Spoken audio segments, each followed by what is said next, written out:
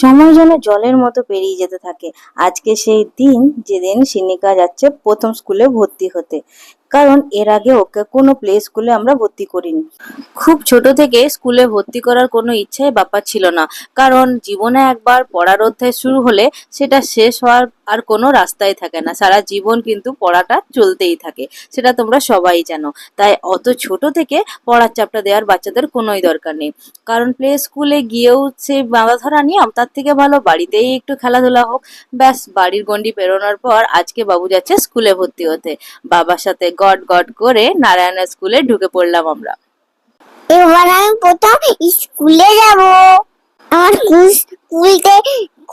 স্কুলটা আমার খুব ভালো লেগেছে। আমার ক্লাসরুমটা খুব ভালো লেগেছে, খুব পছন্দ হয়েছে। প্রত্যেকটা বেঞ্চে আমি বসে বসে দেখছিলাম। আমি ভর্তি হয়েছি PP1-এ। এবার তোমরা চলো আমার ক্লাসরুমটা ঘুরে দেখাই।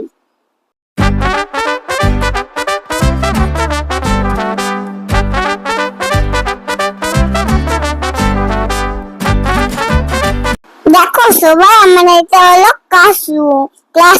আমার ক্লাসরুমটা কত বড় দেখছো। আমার ক্লাসরুমে খেলনা আছে।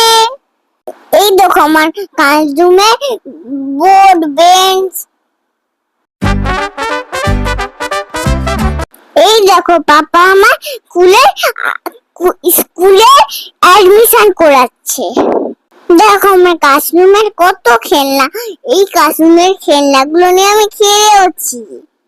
এখন আমার স্কুলে চলছে গ্রীষ্মের ছুটি। আমার অ্যাডমিশন হয়ে গেল স্কুলে। এবার এক মাস পর আমি স্কুলে যাব।